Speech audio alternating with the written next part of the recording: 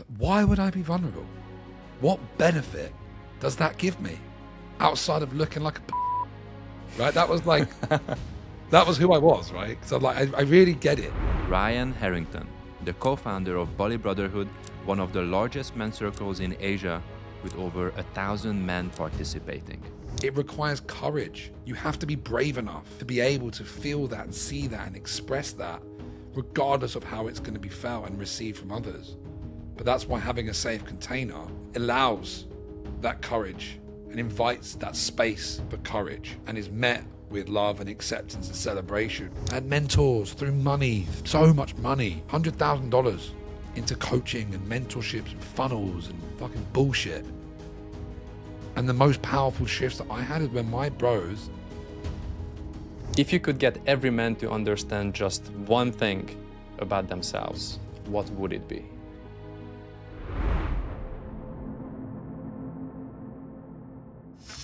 I saw this quote somewhere on the internet the other day, and I wanted to see what you think about it. So the quote says, "A man with no friends or a very small circle is a very, very secure man." I think there's two sides to everything, and I do absolutely understand why that would be the case, but I firmly disagree that's how I would like to live my life. I believe that we need men, we need people around us, and it's not about the quantity 100%, it definitely is about the quality. And if you have a small set of very tight friends that can provide you with what you need in all ways, 100% I agree with that. But I also believe that there is an abundance of like-minded people in the world if you have the willingness to put yourself out there and find them and put yourself in the rooms of those types of people. Yeah, I can totally second that. And I think there's like two sides to this quote itself, because like small circle is one thing and no friends at all, that's another thing, right? So as you said, small circle, yeah, of course, that could be very good, very healthy for some, but no friends, that's also an indicator for something deeper, or maybe something that we are currently experiencing or going through as men in the current society. And with that, so many times what comes up is loneliness, isolation, and also this very typical lone wolf mentality. So I wanted to ask you, as someone who has spoken to so many men, what are the problems with the lone wolf mentality that people don't really talk about, in your opinion? It's such a beautiful question. And for the listeners, every single time in the Brotherhood, when I ask the men, who here resonates with the identity of being a lone wolf, every single time, unanimously, every man puts their hand up. And I make them hold their hand up so other men can witness that we are all the same. At least the type of men that you and I are, and the listeners probably are. And what I believe it is to be true is that as growing up, when we have our friends we grow up with, and we are conditioned by society to stay in this small bubble of our hometown, if you break away from that and you do want to achieve bigger things, different paths, by nature of the path you choose, you have to separate from your tribe. Because it becomes at a point when it's either my goals and aspirations or I stay where I'm at because the people who I'm with are keeping me in this space. And that is a natural part of being a human being. So the guys who have the courage to make that journey, isolation, solitude is an advantage at that space because they need to upskill, they need to create space, they need to learn about themselves, develop themselves. And we go through this lonely chapter and it's part of the journey. You can't really arrive throughout the other side without going through that if you want to achieve something different. If you've grown up in a family of entrepreneurs or people that have high aspirations, it may be different, but most guys don't. But the problem with that is eventually it becomes a trap. Eventually the isolation turns into loneliness, and we start to live in an echo chamber of our own mind. And it's a very fragile place to be because one thing can tip us over the edge and we can spiral out of control, which could be an hour, a day, a week. And we wouldn't even know the difference because we're so in the problem, we can't see a different perspective. And for me personally, it took a point where I broke down in tears one day because I said to myself, I'm locking in. I've got my fitness, my fiance, my family, and my finances. I'm just going to lock in on those three.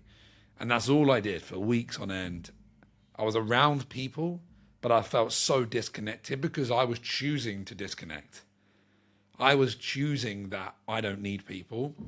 And then I broke into tears and it kind of cracked open. And I didn't realize for the first time, I realized for the first time in my whole life that I was lonely. And I prided myself on not being lonely.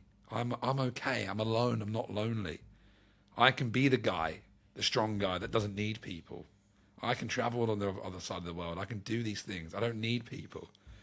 And ultimately it became a trap. And then when I actually had men who shared my values, shared my ambitions, shared my worldview, shared my passions, a physiological, somatic pressure got released within me. And I felt all of this weight shake off me because I felt connected to men again. And I've never looked back ever since because it was through the void of not having that, the value was created. And then from there, it's kind of a big thing that we resonate with. And even the guys inside of the club, it's so deeply conditioned that they join the club and they still do it. They still don't ask for help. I'm like, lads, come on. The whole point of being in here is to ask for help. So it's not even like, it's like we just do it because it's a safety mechanism as well. It's like, right, I'm in fear, I'm in worry, I'm in doubt, I'm in scarcity, I'm in all of these negative emotions. Let me go back into myself and let me be self-reliant and let me rely on myself because that's the safest place I have for me right now, which takes a long time to unlearn. I'm still doing it. I think it's a lifelong journey to start asking for help and knowing how to do that without, quote unquote, looking weak or looking like you are a failure or all the stories that we create as men, right? Whoa, check this out. I saw this earlier today and I couldn't really wrap my head around it. This shows that 93.9% of people who are watching the show are not subscribed. So I just wanted to ask you to double check if you have already hit that subscribe button. That's the best way you can support the show and everything that we do here. And that's pretty much the only thing I will ever ask you to do. So hit that subscribe button and enjoy the episode. Yeah, I think there is like quite a few things already that resonate so deeply with me, and I'm pretty sure with so many people who are listening to this right now.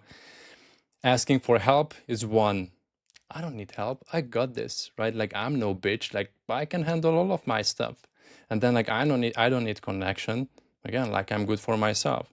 And then another trap that I have seen before is which kind of like you referenced a little bit this like I'm locking in, right?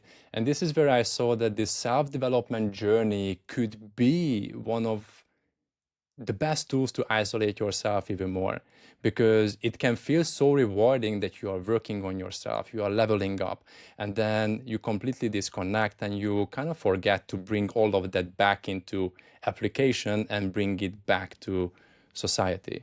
So when it comes to just this topic of isolation, what do you think the biggest blind spot is for modern man that they don't even see, they don't even think about, but it's very much there?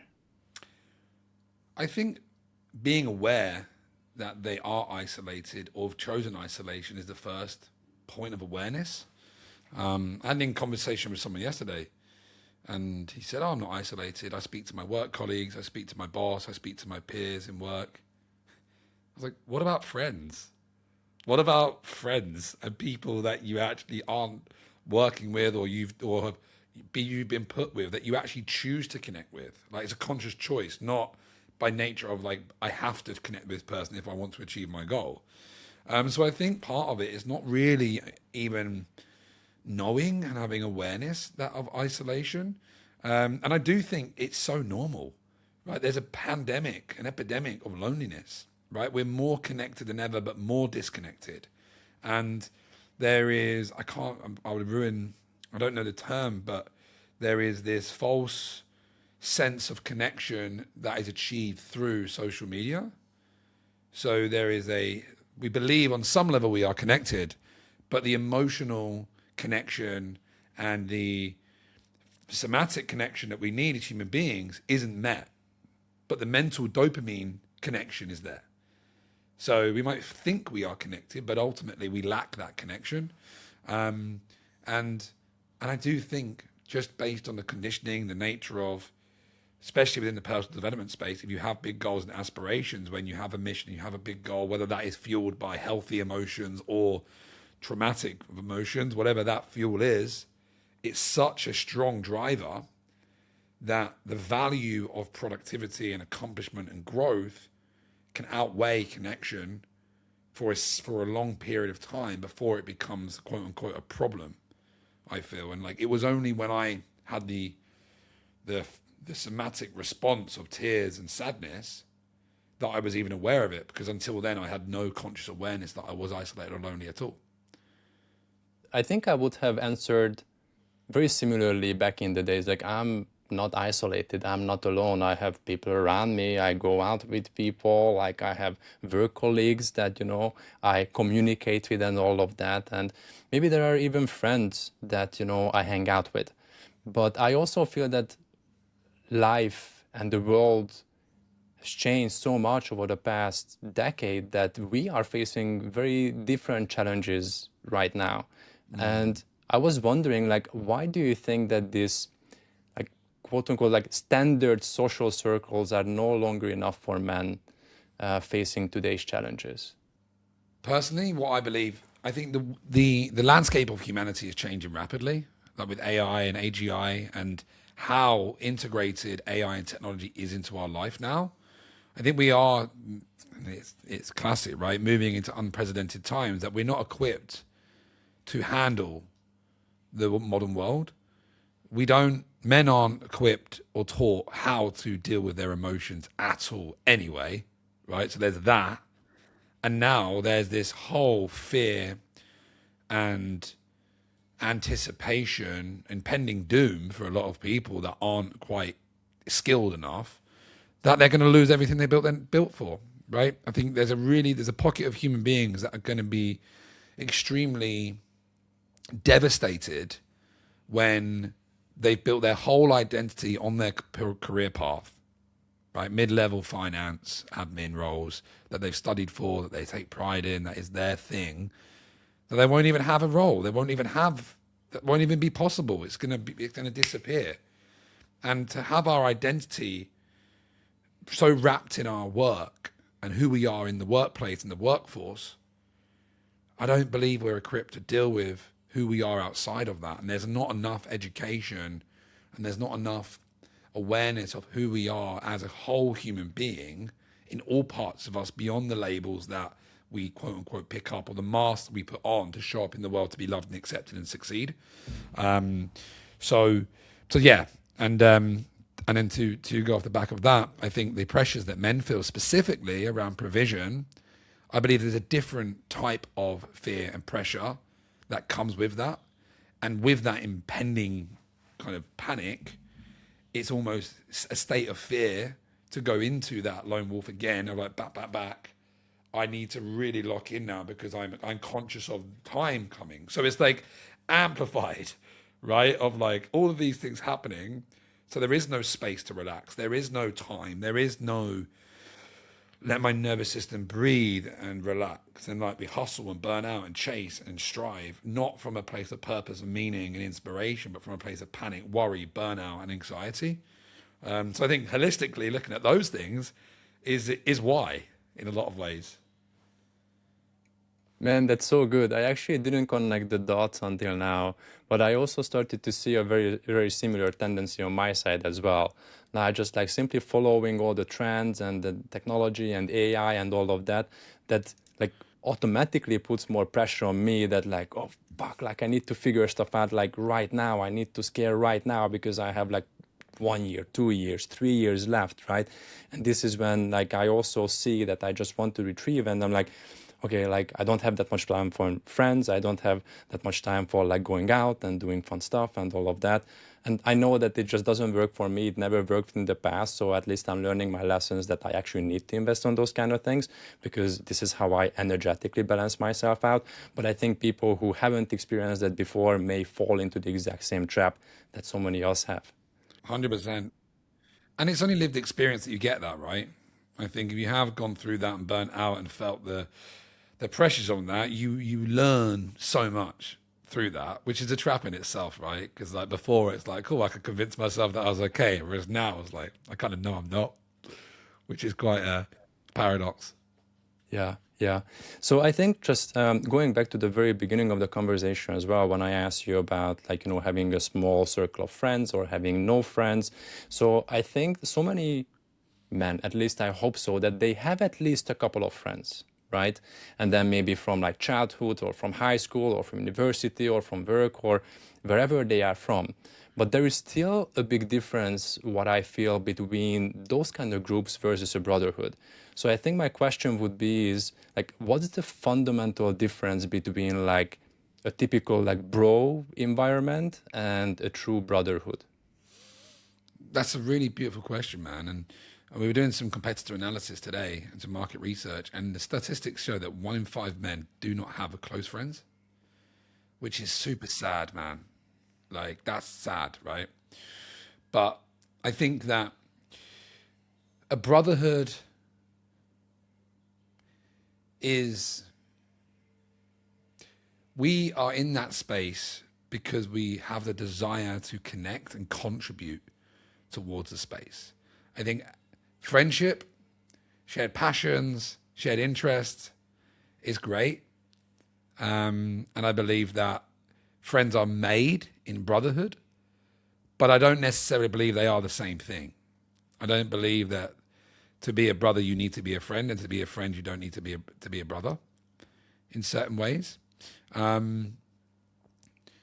Because from my experience, anybody that steps in the brotherhood is kind of, that's a show of character for me, that you have had the courage to step into this space, and that's enough for me to accept you into this space. And this space will provide what you need on the condition that you show up and give what you need as well. And the intention is to give what you want to receive in that space. And that is support, that is non-judgment, that is an ear to listen to, that is space to be held, to support emotionally, to support in any way, shape or form that that person can, without the detriment to themselves, right? But I think friends are the ones we choose to go deeper with in a lot of ways. Because to be a friend, I think there needs to be more connection and more shared values and passions and interests than the desire for connection. But it's a great place to meet friends, right? It's like all of my friends are from the brotherhood, but there is a lot of people inside of that that I consider a bro and a brother because I am the leader and I am my community, but I wouldn't necessarily consider them friends. But I have a hell of a lot of respect for them, and I would help them if they're in need. So it's a really interesting question. It's probably an invitation for me to go deeper into that, because definitions are quite important sometimes, right? Yeah, exactly. And the reason why I'm asking is because for me, maybe I have it the other way around. That of course, like there are like acquaintances, there are friends, and there are brothers. So for me, like having, let's say, like a brother or call someone a brother, that's a very, I don't know, like personal choice, right? So that's why like I never really like throw it out there to everyone like brother, brother, brother, brother, brother. Maybe just like the word itself holds so much more depth in my vocabulary. So it for me it's also interesting to see that maybe for you it's like as a collective we are brothers, and then another level of that connection would be the friendship. Did Yeah. I get this right? Yeah, I think you did, and it's a really beautiful thing to establish that, because I open with that, right? But I'm thinking of some of the friends in my world, and they're a friend, they're a man, they're a friend, but the the brotherhood, that like, bro, like we've got it together, isn't quite there. And I think that's because we're just not in the same space, right? Of like, we're operating in different spaces. And maybe that is because of the desire to connect on both sides, maybe. I'm not sure, but it's a really beautiful question, man. I do think that entering a brotherhood is a great place to have to meet friends. So if you are listening to this and you are lonely, you would definitely find friendship in a brotherhood, 100%. Because it is, like you say in your word, it is a deep connection. It definitely fits and serves a human need that we have for connection, 100%. And just to stay on the same topic, it also got me wondering that there is definitely a transition that happens, right?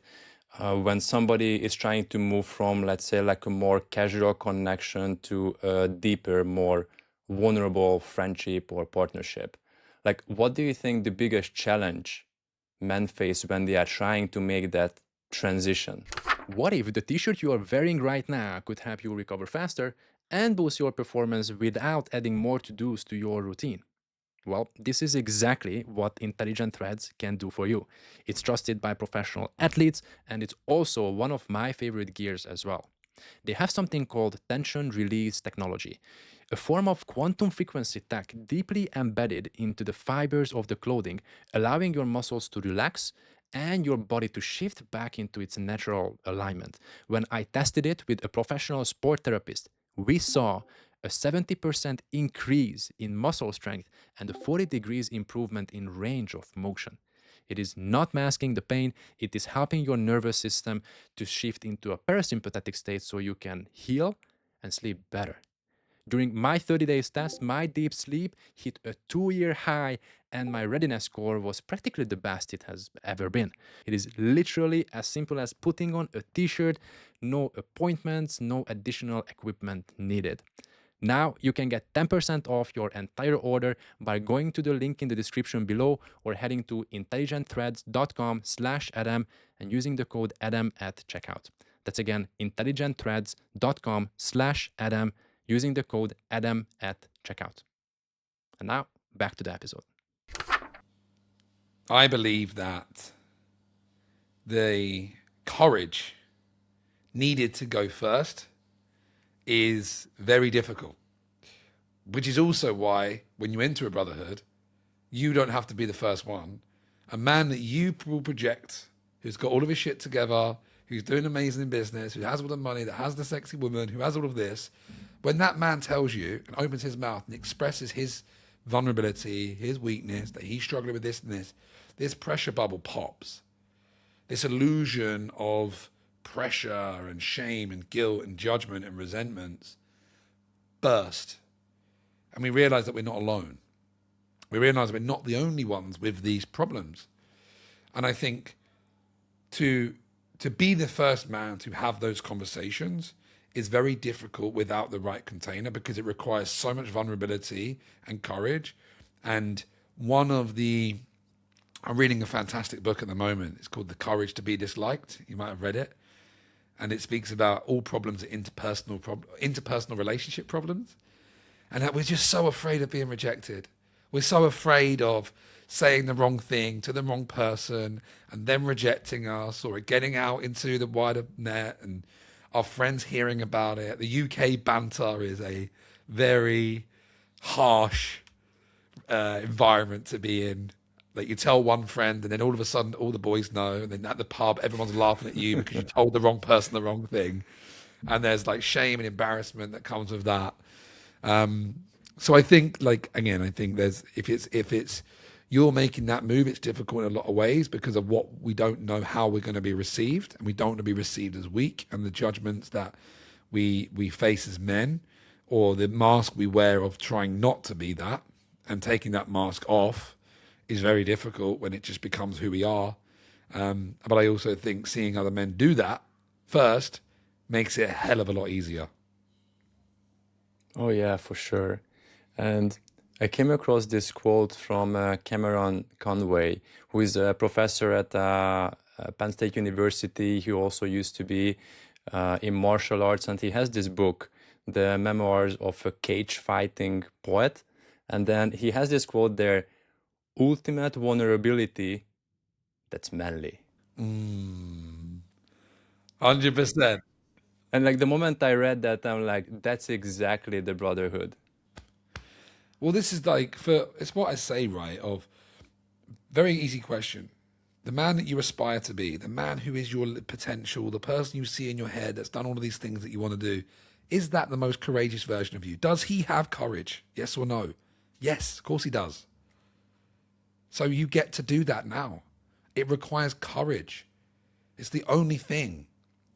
You have to be brave enough to be able to feel that and see that and express that, regardless of how it's going to be felt and received from others. But that's why having a safe container allows that courage and invites that space for courage, and is met with love and acceptance and celebration, because every man has been able to do that.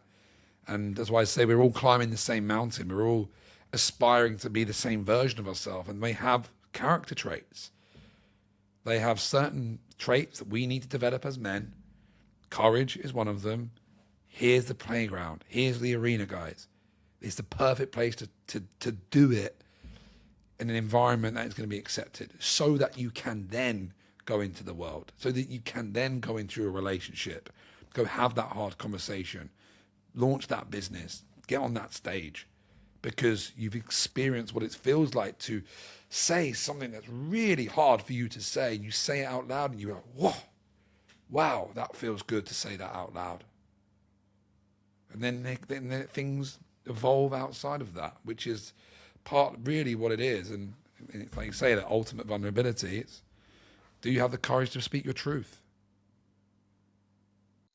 And I noticed that shift in my life a couple of years ago, after I had a psychedelic experience a few years back. And then one of the main things that I took away from that experience is that I have to be brave to be vulnerable first, even with the friends that I already had.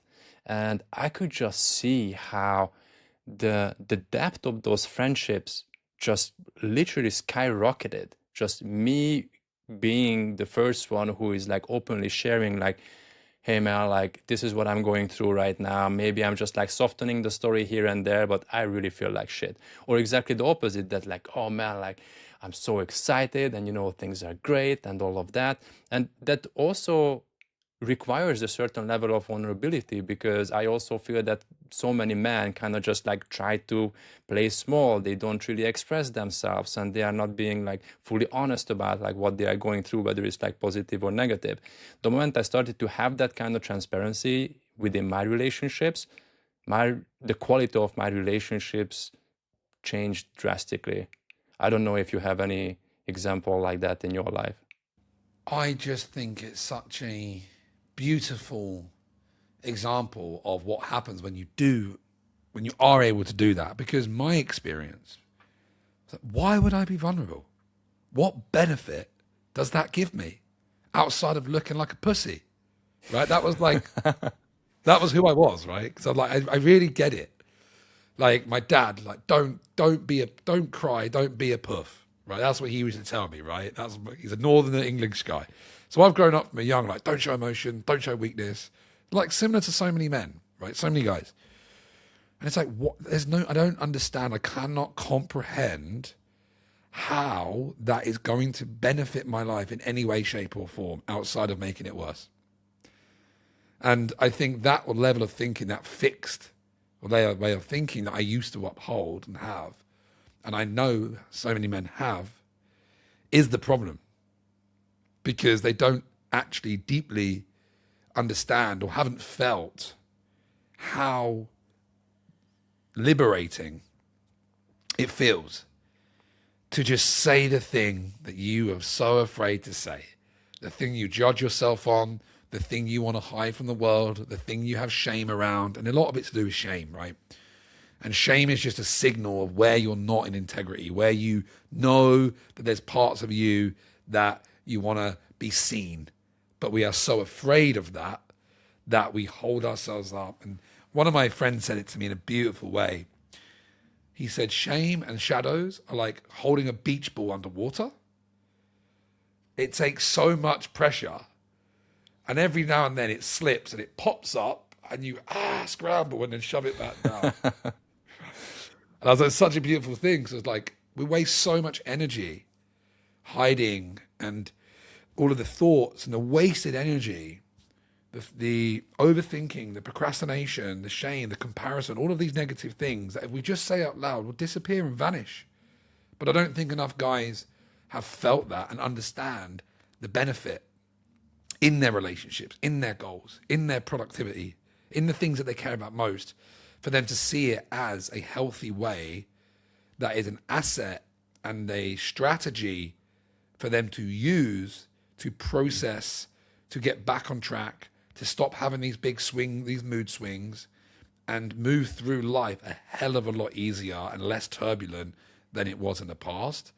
And I think that, it's just, you have to feel it. You can understand it cognitively, but until you've mustered up the courage to feel that fear, feel that anxiety, and say, fuck it, I'm going to do it anyway, and say it, that is the moment a man's life will change. Well, 100%. And I have another story here that happened actually last year. So originally I'm from Hungary, and I went to some of my friends' birthday party last October. And we have known each other since we are kids. And also some of their other friends who I don't know that well, they were also there, but they also have known each other since they were kids. And then one of the thing that we started doing in Bali, actually the first time we did that was on Atlas's birthday, that we prepared some questions about the birthday person. Like, hey, like, what's your best memory? What's your favorite memory of Atlas?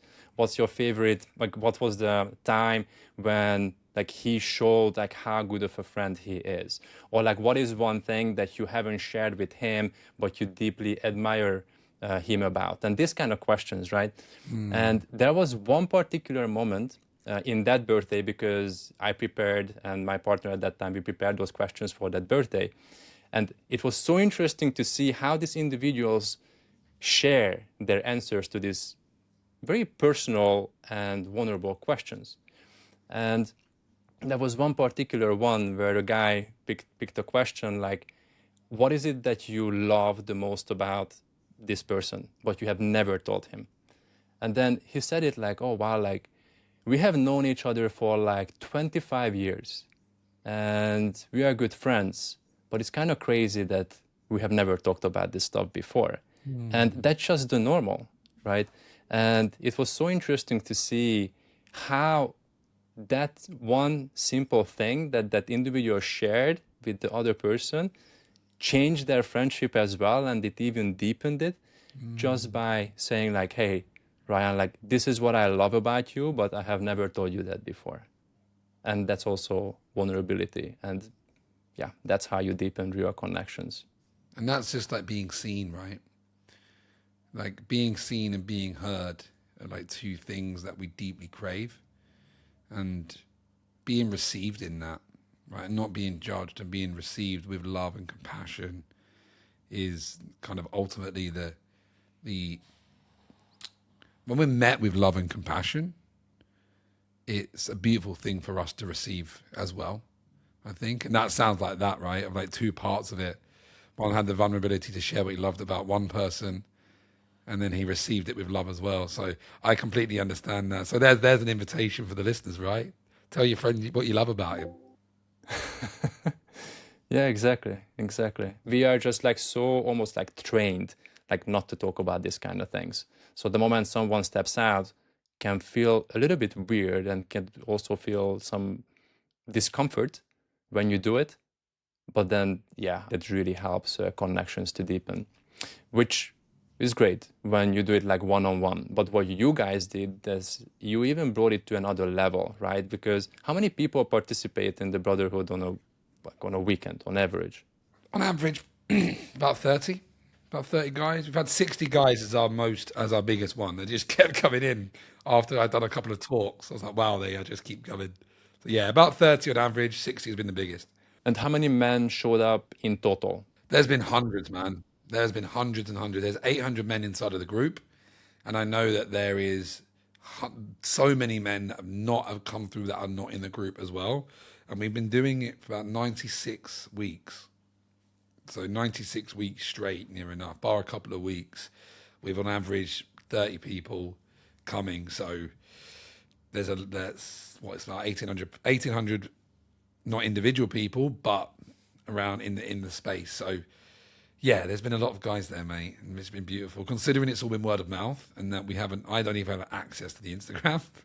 So considering we just show up and we'll just see who's there, and then we'll do it, and then the following week there'll be more people there.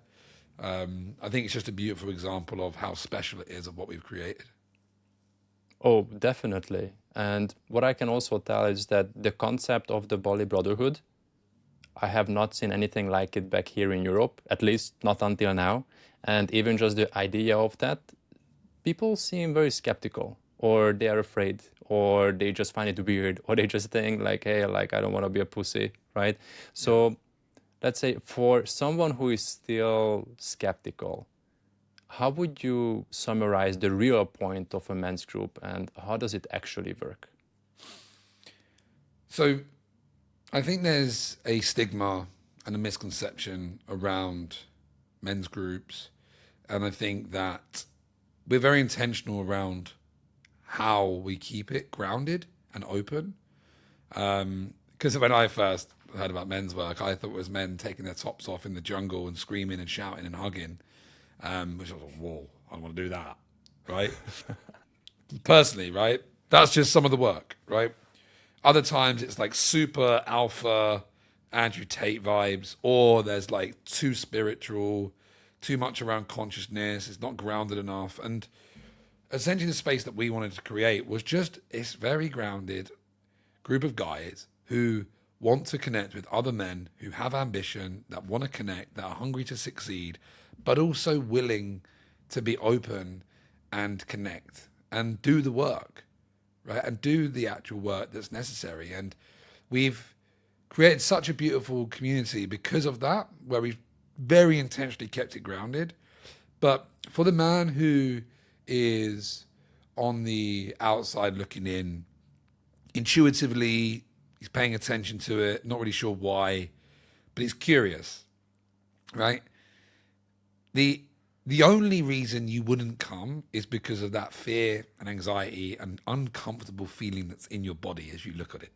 What do they do there? I don't want to talk about my problems in front of guys. Why do I do that, right? But when you do, the two ways, right? It's either going to get to the point where you choose now and say, do you know what? I'm going to go when I'm ready, right? That might be you turning up with no expectations. That might be you turning up wanting to speak. But you can go there as a way of testing the waters, trying something out, right? With no expectation.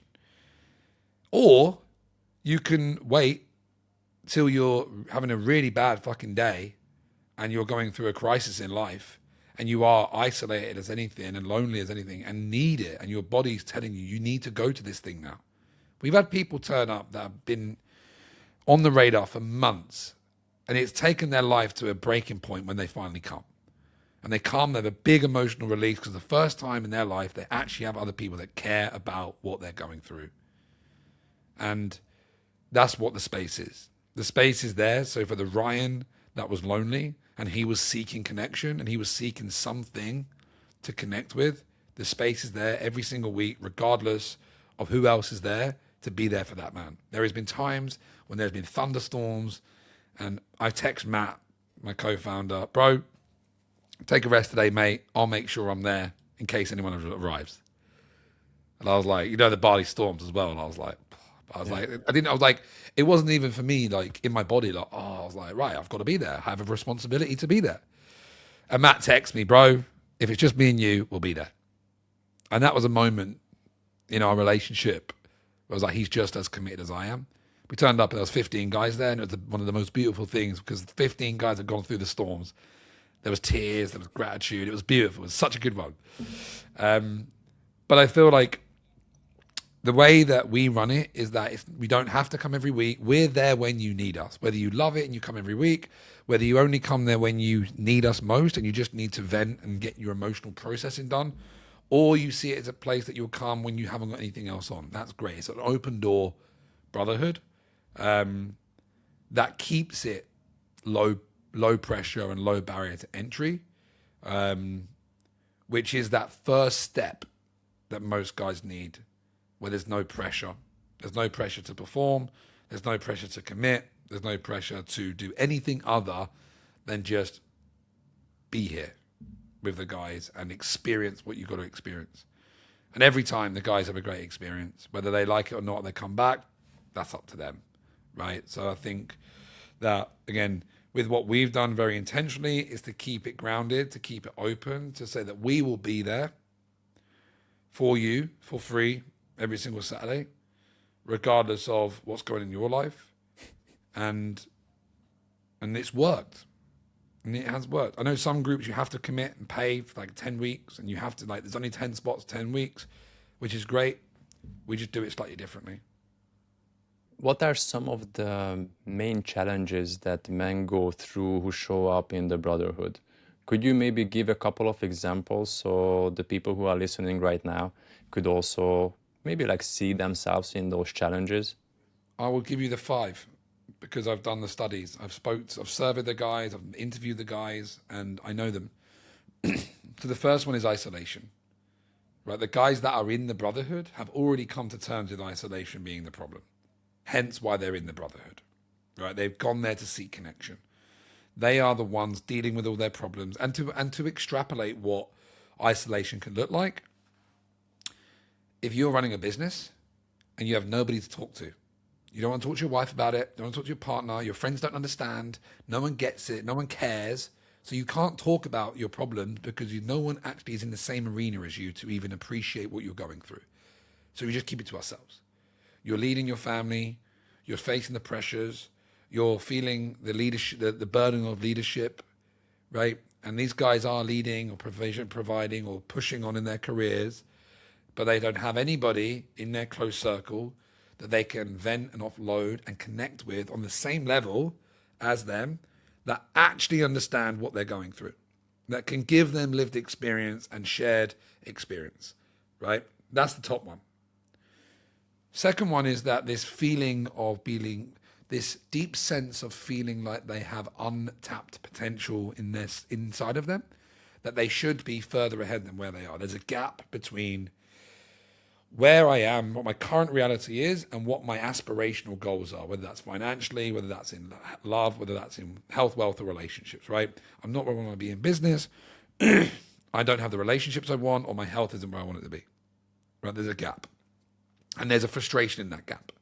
They're not the guys that are just like, yeah, this is what it is. And they'll just put Netflix on and play video games, right? They're the guys that are in the arena doing things and trying and pushing, but not quite living up to what they perceive as their own capabilities. The third thing is self-sabotage and inconsistency. So that on some level, they know they're fucking things up. They know that they're doing some things they shouldn't be doing, whether that's burnouts, whether it's blowouts, benders, outbursts in relationships. They are expressing themselves in a way that they're not proud of, and they are wanting to find the solution to that. Okay? The fourth thing is the lack of focus and a sense of drifting and not executing where they want to be. They know that they could be doing more. They know that they could be more focused. They feel like they're getting distracted, and life is just distracting them, and they're not really committing and doing the work they know they should be doing. And again, all of these are very intertwined, right? And then the final thing is stress and volatility and feeling like they're burning out. It's a very common thing to just feel emotionally at their edge consistently and burning out. And that's the pressures of life, family, business, relationships, all of it. And they come and they've just been bottling so much up, and they haven't had a healthy way to express that, release that, and to have anyone that even cares enough to listen to them. So they're kind of the five things that have really shined through. And I think that it was really powerful for me to understand that and pinpoint them because they're so universal. And whenever I speak about this, I'm like, oh my goodness, that's me. It's like, yeah, because like these are the symptoms of the problems of not knowing how to emotionally regulate. These are the problems of not knowing the importance of vulnerability, connection, contribution, space, right? Being able to ask for help, to take things off your own back and stop being so self-reliant and bring people into your world that want to help you. Be self-aware, do the work, ask the questions, have the reflections, have the mirrors, have the men to hold you accountable, have your brothers around you, shoulder to shoulder, that demand you to get out of your bullshit stories that you're telling yourself, because I see you as a fucking giant. I see the man that you could be, and I see the man that you are, and I know that right now you don't see that man in the mirror. So I will fucking remind you of the man that I see, because you are a giant. You are a powerful man. And I know that you've forgotten right now, but you don't need anything else, bro. You just need to get out your own way and see the man that I see. And that's priceless. And that's the conversations I've had. I had mentors through money, through so much money, $100,000 into coaching and mentorships and funnels and fucking bullshit. And the most powerful shifts that I had is when my bros, who are deeply embodied, that care about me, are saying, bro, what the fuck are you doing? Stop being stop being that. You don't need to do that. Like, be better. Like, you don't have to do more. You just need to do better. Right? It's not about not being enough. It's around you just need to do better and stop getting in your own way. And the mirrors of those men have been more powerful than anything I've ever experienced. And that's the gift of the brotherhood. Right? We all can help each other. We're all on our own missions. We all have our own expertise. We all have our own hero's journey. We've all got our own wounds and scars and tools and genius that collectively we win together. I help you and you help the person next to me and that person helps me. Right? It's about it's like giving without expectation, because you know it will circle back and support you in some way, shape or form in beautiful, magical ways. So I also noticed that so many of the clients that I've worked with who are also successful business people, they also bought the courses, they have the strategy, but there is still like something going on in the background that's kind of like stopping them to achieve those levels that they have set out for themselves, or even just to feel a certain way. And everything boils down to self-awareness, like how well you understand yourself. Are you even working on the right thing? Are you climbing the right mountain? Are you focusing on the right problem? Right? And I feel that the circle that you have created, the reason why it's so effective is because it's not only a tool to help people to self-diagnose, but also to discover potential solutions to the problems that they are experiencing, whether it's coming from another man's experience or someone who steps in and directly tries to help you. And then you are able to get through those kind of challenges that you felt that it's only for you. Then it turns out that everybody's facing the exact same thing, right? And then you're like, oh wow, like you can ease into life a little bit and then lean on some other individuals who can help you through that phase that you are going through, right? And this is where I feel that you're familiar with the Blue Zone research, right? So where they research centenarians, like they looked at different geographical areas where people live super long, at least like 90 plus, 100 plus. And one of the core components was real social connection, which is not just there to comfort you. It's not just there to like, oh, okay, I have someone to talk to, but it can literally add another 10 years to your life expectancy, which is showing a very tangible return on the brotherhood as well and real social connections as well. So it's not just that you are living a better life by like having men around you who are going to call you out on your shit, but you can also live longer. I think it's it's a really fascinating concept, right? And truth that is studied. And I think that there is a real benefit. And again, from a spiritual, mental, emotional, from a health, longevity standpoint around contribution and being part of the tribe. And there's I'm in a beautiful environment right now with my mentor at Genius Group. And everything that they do is around, it takes a village. It just takes a village. It's like we are tribesmen at our core. And the villages that were built had all of these different roles. And we contribute. We are one. We are an ecosystem. We are an ecology within ourselves. And we have our roles and we have to contribute. And it's not always what we want to do, but we all have a purpose in this ecology.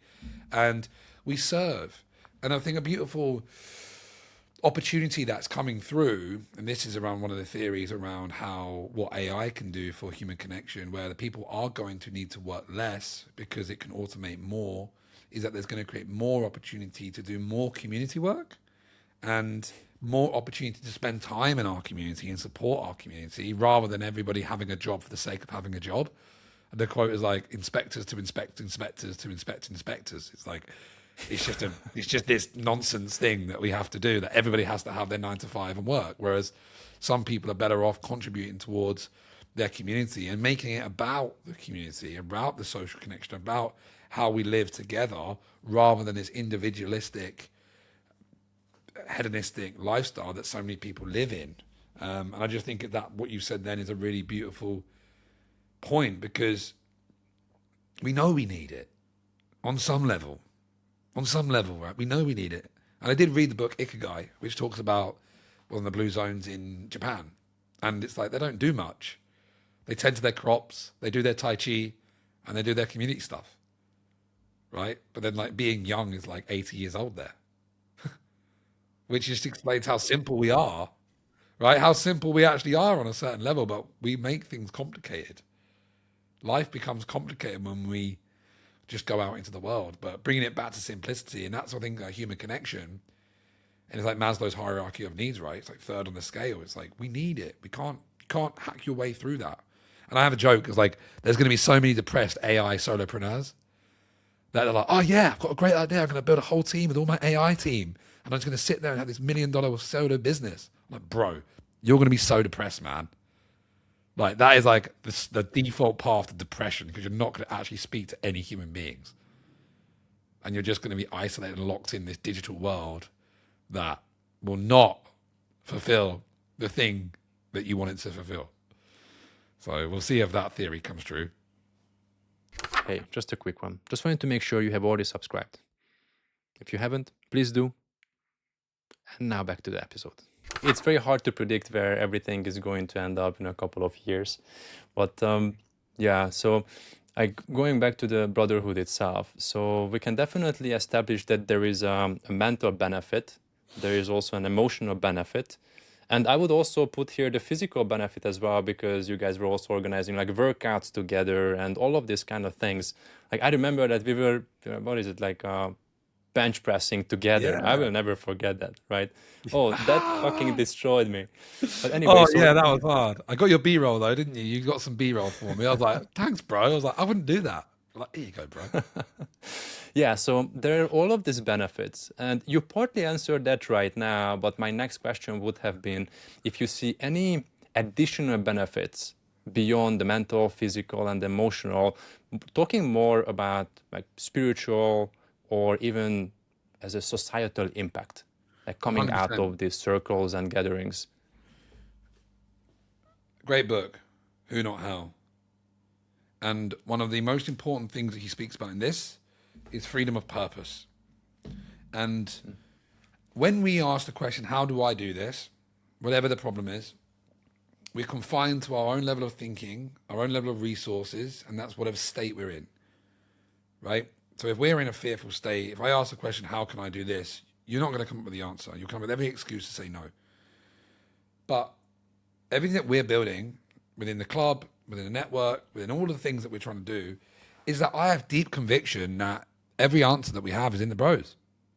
We're all incredible human beings. We all have our own genius. We all have amazing gifts and talents in the world. Some of us know that and express that more than others. Other of us are still in this process of unpacking this and letting it become and express itself out of us. But the the principle that when you ask who can help me with this, you have access to so much more. You have access to abundance, because a who might know a who knows a who. And then when we can transcend like money as an only resource, and that there's plenty of resources that we can provide, whether it's inspiration, knowledge, insight, connections, ideas, that there is so much available to a human being, and a human being can make so much impact in the world and achieve such a great level of purpose and change in the world when you no longer believe that you have to do everything alone, and you have people you trust that have the same values, that have the same connections, that are just as incredibly skilled as you and work just as hard as you, right? Because that's another myth. Oh my God, I'm hustling and working so hard. There's 30 guys that work just as hard as me every Saturday. I'm not special in that way. I have my gifts, I have my unique talents and my unique ability that I can learn and thrive and go to market and bridge opportunities with that gift, so I can own my value and own my self-worth and not compare myself to others. And then I can align myself with other men, other people, other networks, other communities, other joint ventures, that we can do it together.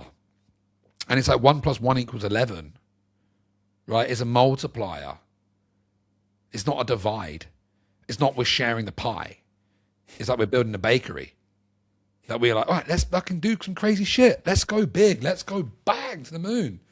Because I know that like we can recruit guys, that we can recruit people, because I'm not confined to like, oh my God, it's just me and my laptop. It's like, no, there's so much available. If you can have the vision and have the right people in the right positions and have the trust and self-awareness around, okay, yes, I got wounded by this past relationship. That was because of this, and this. I learned my lesson. I know my boundaries. I know that, okay, maybe I should act in this way differently now. And now I have clarity on who I want to call in, because I know my strengths, I know my weaknesses, I know my values, I know my purpose, and they can align in the right way, because alignment in relationships is super important. Then that's available to us.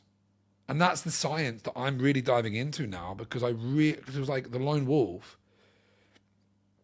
The antithesis of that is like someone that is connected, that's building with his bros, that's on a mission, that's connected, that's supported, that's got access to different things, that's super inspired, that knows that he's supported, knows that the standards are being raised, and knows that no matter what happens, he's got his bros around him to pick him up. So he can go and take risks. He can go and make those big moves. He has more courage. He has more bold action, because he has that safety net, because he is that net for others. Right? And I think it's just a really beautiful way to like really expand vision and impact through what we're doing and the philosophies that we're kind of working through at the moment, but also the science of connection, right? The science of how do you actually build aligned partnerships to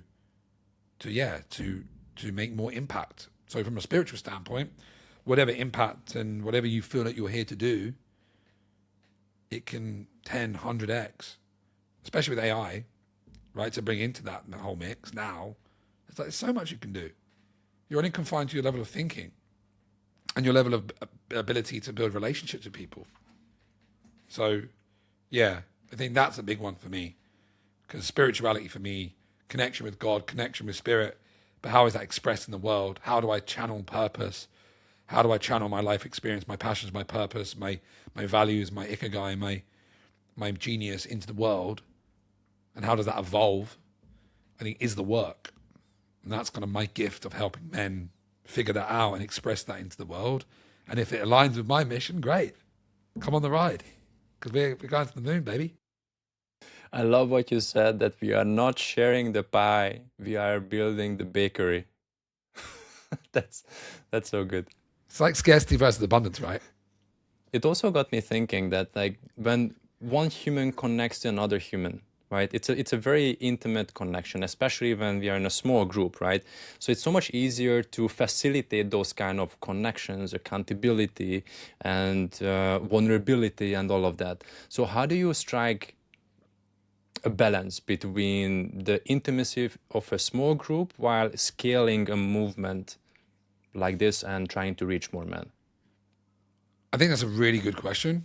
And I got some really powerful mentoring by a couple. They're called Tom and Penny Power. And what they expressed, they built a company called Epidemic, which was like the LinkedIn before LinkedIn. And they had like 600,000 members on this social network. It was before social media, it was a social network. And I got to chat with them and listen to them and hear their speech.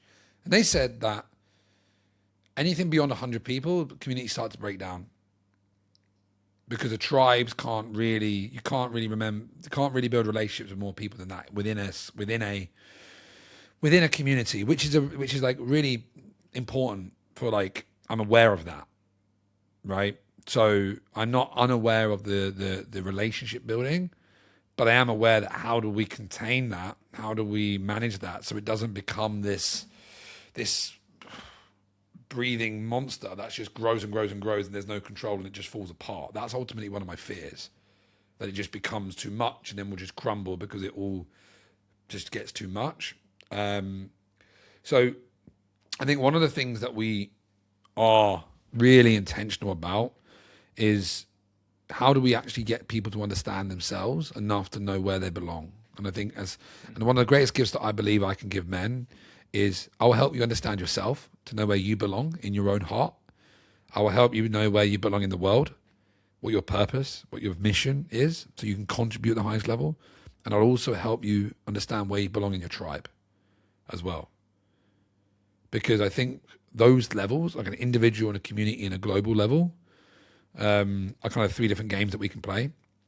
And it's going to be something that I'm going to have to really manage as things grow. But I believe that if we can look at partnerships and like pods, wolf packs, they're called wolf packs in my head. Like we've got packs where the guys that hunt together, but they're like organized groups, not just random groups of people. It's like, oh, you guys share the same values and the same mission and you're passionate about the same problems that you're solving in the world. So it makes sense for you guys to brainstorm and think as mastermind together because you are on the same quest. You're on the same mission. You are all passionate about education. Let's get you guys together to fix that problem. And then you've got these guys over here like climate change, right? Right. You're passionate about climate change. Great. Now you guys solve that problem together. Right. So it's understanding the individual of themselves, what their purpose is, their values, their ikigai, and all these different like profiling tools and self-awareness tools to then give them the autonomy. Okay, where do you fit? What are you going to like give? And there's a beautiful quote in this book by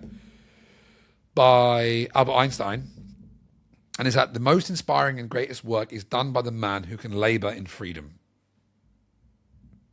And full engagement, it's like idea of full engagement. Like how can I give all of me to this thing?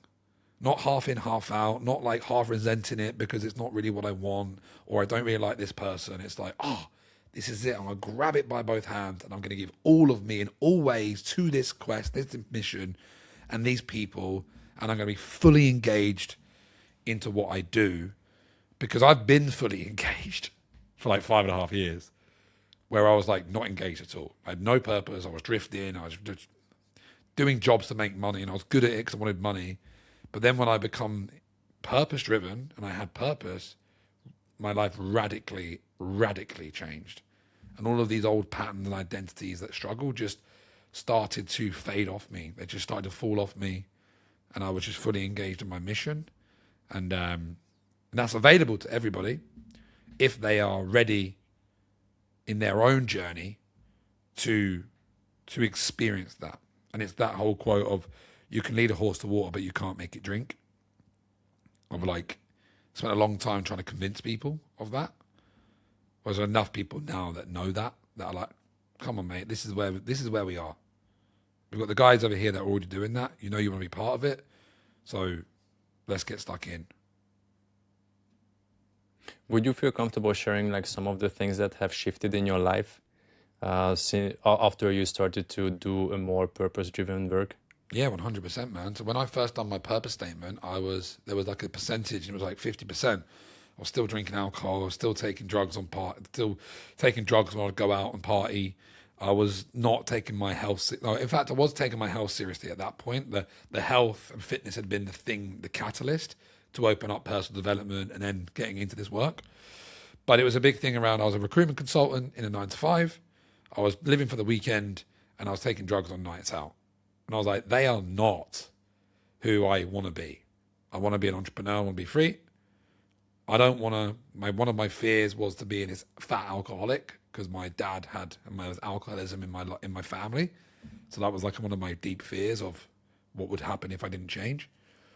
And then with obviously recreational drugs at the weekend, I was like, obviously I don't want to be doing that, but I'd done it for the time. So 2.5 years of just relentless battling of like investing money, changing my life, failing, quitting my job, getting sucked into it, feeling guilty, feeling shame, changing, falling back, changing again, falling back, quit my job, quit my job, moved cities, moved back to England because I lived in Australia for 5 years as a recruitment consultant, moved back to the UK, to doing building because I was committed to building my coaching practice and I knew what I wanted to do. But I never gave up on that mission, and the vision was moved to Bali for 3 years. I want to be in Bali. I want to be in Bali. I want to be in Bali. And then when I got to Bali, I met my fiance like 6 weeks later, and we stopped drinking.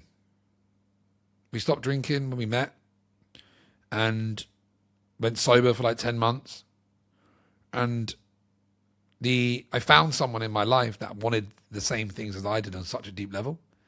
We wanted to be our best version of ourselves. We wanted to heal. We wanted to go on spirituality. We wanted to stop drinking and stop being unhealthy. And like, I just found, and like, it wasn't like we tried to stop drinking. We just done things that didn't involve alcohol.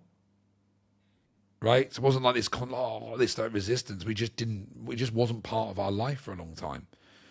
And then I really healed that. And that was kind of a big crux for me. And now I've got a very healthy relationship with it. Like I would drink 3 or 4 times a year a glass of wine. It's just not a thing for me. I mean, I was like, it just doesn't bother me because I'm at the weekends getting ready to work and doing fun stuff. So I think that was like the real like old identity for me was a big part of it from a lifestyle that a lot of people like kind of really struggle to transcend. And it was just because the version of me I saw in my head, he's a different person to that. Right? It just doesn't align with that man who I see in my mind. And then the other side of that is all of the inner work, the limiting beliefs, the scarcity, the fear, the worry, the doubt, the comparison, the imposter syndrome, like you name it, I've had it. You name it. Like I can speak stories and stories and stories about moments. And the most pivotal moment for me was I done an ayahuasca retreat with my partner. So my business partner kicked me out of my business without any warning. I got a text. You've been removed from the bank account. My mentor, business with him, was working for 9 months. Got a text one day. We put a lot of money in, like trying to keep the business afloat, and I just got a text, you've been removed. And then at that same time, my fiance's teacher came in and said, we're going to Peru. We're going to do sit with ayahuasca. I was like, I didn't have any money, like because there wasn't any money coming out of the business, and I was like, fuck it, I'll figure it out. And I made 10 grand in like 3 days. And I had 10 grand in my account, but won my flight for me and my fiance to Peru. Couldn't afford a flight home. But I was like, right, we're going to do an 11-day retreat, and we're just going to figure it out after. And at the time, the reason I went was because I had so much entanglement with my mentor and business partner that I didn't trust my voice. I didn't trust the words that were coming out of my mouth. And I was like, that's not me. It was who I had molded into in this relationship. And I was like, I can't fix this. I don't know how to fix it. So I took the very drastic option, right, and done that. And it was a very beautifully profound experience. I found my voice. I asked about my purpose. I asked what freedom means to me, and the answer was expression. It was self-expression, and that was beautiful. It wasn't lifestyle or anything like that. It was you having the ability to express yourself authentically, Ryan. That is you, what freedom means to you. And then my whole philosophy on business is about self-expression. How do you channel all of you into your life and express that in the highest form? That's your gift. That's your movement. But after that, everything crumbled. Everything crumbled. I went back to the UK. my 29th birthday. I was back at home with no money. My fiance was in Russia. I was worried that I couldn't even save my relationship because I had no money to fly her out to go get her. And that was a really hard time for me. And I flew us to Dubai. I took a 10 grand loan and flew us to Dubai to reunite. And I was just crippled with imposter syndrome. I was like, I'm not this guy. And I was crippled and I couldn't do anything. I couldn't make sales. My money was going down. And I was just so in my own head with the pressures of providing in this environment, this like very heavy environment. And I just broke down in tears one day, Googling, how do I pray? Because I was like so lonely. And I didn't have anybody around me to ask. I took a massive risk and it hadn't paid off. And I just didn't have the courage to call people in my world to say, bro, I'm fucked here. I don't know what to do. And that was a real moment for me to take responsibility of the actions that I took. And then I moved us back to Bali and made the commitment to start leading from an authentic place and letting all of the masks and all of these parts of me who I believed I needed to be crumble and die away. And then a few weeks later, the Brotherhood was born. And it was in that really intense, hard time for me. But I was like, me saying to the boys, like, boys, I'm financially fucked at the minute. And that was a shame release in itself. Me saying, talk about finances in front of the men was like a huge thing for me. Breaking down in tears, like, I'm really having a hard time this week. But I kept showing up. This is when there was like 5, 10 people there. So like, I showed up at a time that I needed it most. And by showing up and by being a leader, I became the man I wanted to become. I became that version of me who was proud of himself because I showed up when it was so easy to just hide and just go full lone wolf mode. So yeah, that's kind of like the real behind the scenes part that no one sees and no one knows. And that's when I stand there in front of people now and people say, oh, you're so authentic. How do you do that? It's because I've done so much work on it, man. And I've had to forgive myself. I've had to process my shame. I've had to drop this comparison. I've had to know that we are human beings. And I always knew my heart was in the right place, but my results didn't reflect that. My life wasn't reflecting my hard work. But my fiance, my partner, always gave me the drive to go out there and push and be and strive and serve and show up and create and become. And that's also why I think like one of the most powerful things a man can have is a loyal woman that he's committed to, that will stick by your side through the thick and thin. And I'm grateful and blessed that I've got that in my fiance, and I wish that upon all men, because it is like a very primal, let's fucking go, come on. Like I can't sit around and mope around. I've got responsibility. I've made a promise to someone that deserves the world, and it's my responsibility to provide that, and I will do what I've got to do to provide that.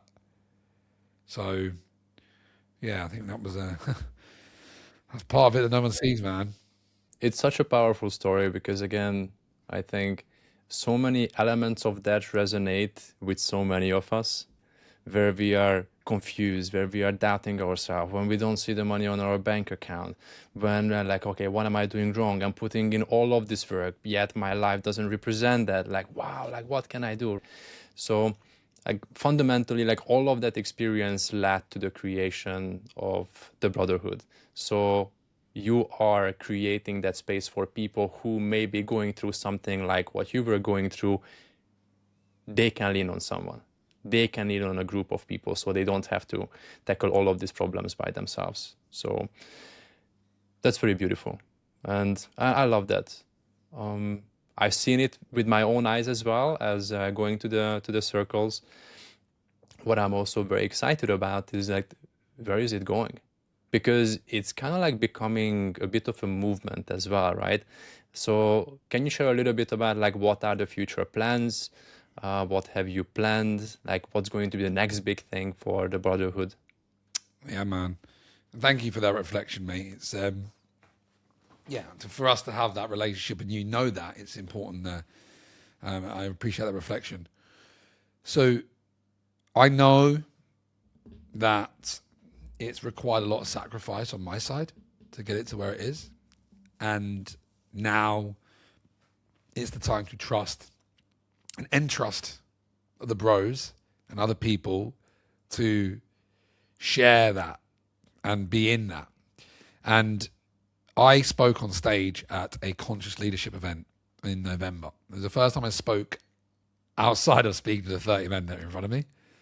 Usually I was just speaking to 30 guys. Like, Brad, I'm just talking to myself, right? I was just talking to a part of myself.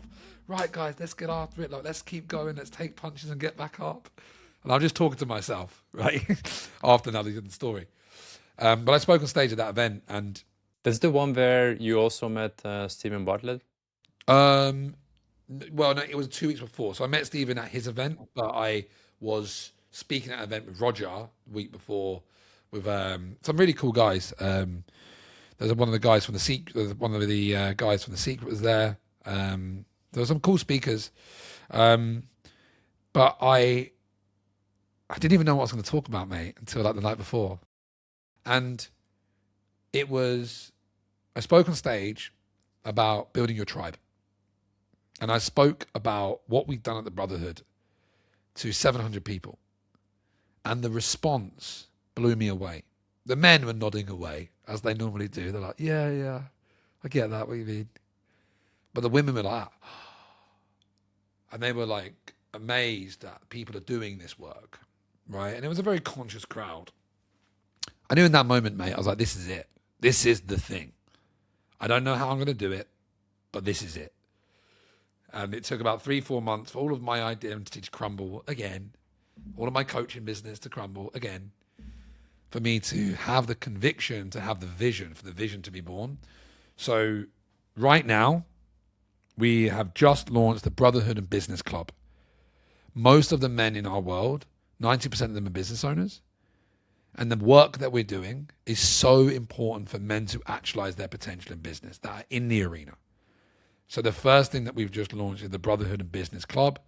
It's exactly the work we do in the Brotherhood, the emotional regulation, the connections, but we also are talking about business, purpose, mission, genius. How are you showing up? What are you doing? What impact are you making? Who can help you? How do we connect the bros? So everything I've spoken about is the application is inside of the club, right, as the network. That's where the work that we're doing right now is really taking form, the benefit of the work that we're doing.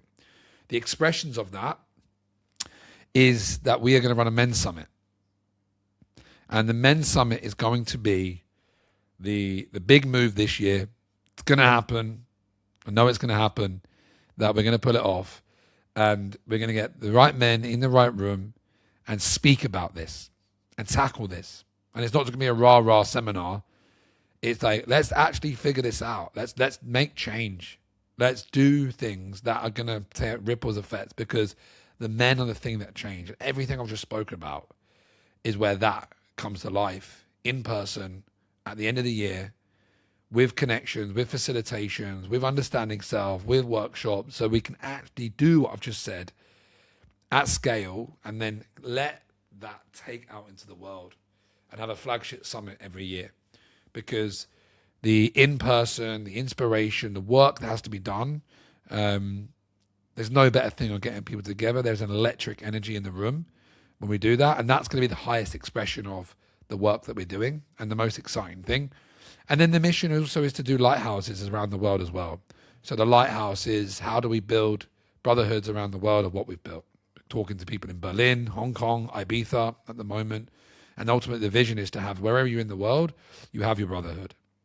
Right? You know that there's going to be somewhere that you can go, that same Ryan anywhere in the world can rock up and find a space that he's going to be welcomed with open arms, that he can be supported and provided with, that's going to give him and equip him with the tools, the skills, the mindset he needs to navigate life in the modern world, and equip men with what they need, because it's not getting easier. And I believe that that is a solution that I, for one, am passionate about serving. And what I believe is the work for me is igniting the genius in men, is to honor that latent potential that we feel in our heart, that part of you that just says, you know, you're fucking born to do amazing things, but I don't know how to tap into that. How do I do that? And my professional development is working on that. What are the mechanisms, the tools, the processes that you've got to do to know who you are, know where you belong, and know who you need to connect with so you can actualize your potential and ultimately fulfill that fear that we have of dying with regret. And there's that quote around hell is meeting the man I could have been at the gates of heaven. I may have butchered that quote, but it's like, that drives me, man. That drives me so much. So that's it, man. We've got other like adventures and retreats that we want to do, different experiences to bring this work to men all over the world. But yeah, man, like it's that's the first bit, and that's only the rest of the year. So we'll see how things transpire, man. But I know that I've got the right men around me to make it happen, and I know that we're playing the infinite game. It's like, this is the game, right? It doesn't matter if we take punches or it doesn't work because we're not going to quit. So let's just enjoy the ride, right? I'm here to help as much as I can to spread the message, to put the word out there. I think this was like one really good way to actually show what it is all about. And yeah, super excited for the BXB, the Brotherhood and Business, which I just want to double click on that just for 1 second, because I think so many people overlook the importance of application. Because when you actually want to inspire true change in your life, there are 3 different stages. Like first, you need to become aware of the things that you want to change. Then you need to apply the things that you know is going to get you where you want to get. Then the 3rd stage is embodiment. What I have seen is that so many people skip the middle part. They believe that, oh, I know, I listened to the podcast, I've been to the conference, I know all of that, then suddenly I immediately embody it. And they just don't want to do the middle section. So this is where like having a club like that could be super helpful for so many. So I appreciate that, man. And again, like there's so many components to succeeding in business, right? And what we do is inner mastery for out success. Is that we focus on the founder, we focus on the man. Because if you can get out of your own way and trust that you authentically already know what you want to do, you don't need a script. You don't need a fancy tactic. Could you just show up as your human and you express yourself powerfully? And as someone who spent a hell of a lot of money on chasing funnels and tactics, and someone who taught funnels and tactics, and have served over 250 people on that, I know it doesn't work. If in isolation. If you're just focused on that. And that's why the Brotherhood and Business, and on the core belief that you don't have a business problem, you have a personal problem showing up in your business. 100%. And without the space for you to be able to understand that and express that and check in, we're never going to know. So that's why it's these 2 worlds come together, right? Is that we're still talking about revenue goals, mission, purpose, sales, content, strategy. Like we're still talking about that. But we also have plenty of space to do the processing, do the men's work, do the accountability, do the men's circles. So it is a holistic solution to how you show up as a man in business. So you don't sacrifice your health or your relationships in the pursuit of money, but you still get both. So that's our philosophy. And yeah, the guys are loving it. And it's, again, Brotherhood and Business is me, right? In a business. I love brotherhood and I love business. So like, oh, let's just call it Brotherhood and Business. So that's my like embodiment of the expression of the work that we do around translating who you are into what you do, and tying it into a mission. And again, the point is, it's your identity. Everything comes back to who you are, who you see yourself in the mirror. You cannot skip it. You like even embodiment, right? It's like embodiment you have to integrate your lessons to be embodied. You have to integrate in order to be embodied. You can't skip that, right? So the fact that you have chasing all these tactics is great, but it's not embodied because you haven't integrated it, because you haven't actually done the work to bring that into your body, right? That's why you just stay on this hamster wheel of strategy and getting sucked into mentorships and coaching programs and funnel sexy tactics, because you haven't got the solid foundations in your own psychology, your philosophies, your worldview, your mission to know where you're going and have those blinkers on so you know what you need. Very well said. But before we wrap it up, I prepared a couple of fire questions for you. Yeah, let's go. If you could get every man to understand just one thing about themselves, what would it be? That you are a genius, my friend. Can you elaborate on that? Yes, that you are born with gifts and talents that you have not understood yet. And when you find that and you accept that, your life, you will unlock so much flow and abundance in your life because you're no longer trying to be who the world said you need to be. You are who you were born to be. And that's your competitive edge. And that's the mission that I'm on because it's there. I can't give it to you. It's already there. You just have to let it come out of you. So that's the big thing that I really want to help guys with because that's been the biggest catalyst of change for me. Okay, next one. What's your number one personal non-negotiable when it comes to staying in peak performance? Very good question. The tool that has changed my life the most has been journaling. That is where I really have got to know myself and understand my patterns and work on myself enough. So yeah, my journaling practice is my thing to keep me anchored into as clear as I can be, put it that way. What is one thing every entrepreneur should stop doing today if they care about their success? Oh, what a question. Stop looking at others for the answers. Stop looking externally for what you know in your heart to be true. Because you are literally being marketed to by world-class marketers that are going to convince you that you need this sexy secret bullet when your answers lie within. It's a coaching principle, right? Your answers are already in there. If all the contacts on your social media were deleted and you could only follow one person for your health and wellness and growth, who would you follow? My fiance. Yeah. My inspiration. It would just remind me of like, that's the whole thing I'm doing it for, mate. She's my expression of my family. She is my expression of my highest value. So yeah, what a beautiful question that is. 100%. I really hope that we manage to touch some men's heart out there and see themselves and see what are the things that are available for them if they would like to level up. What's the best way for them to reach you? Yeah, go to my Instagram. It's Ryan Herrington __. That is where I live mostly. And then we've got a free community. We're going to have a YouTube, have our own podcast soon enough. So we'll have plenty of places we can get in touch. But yeah, just shoot me a message. I'm in my DMs. I do not have an appointment setter, so it is just me. Yeah. Something to mention in these days, yeah. Yeah, it is me. Amazing. Thank you. Thank you, man.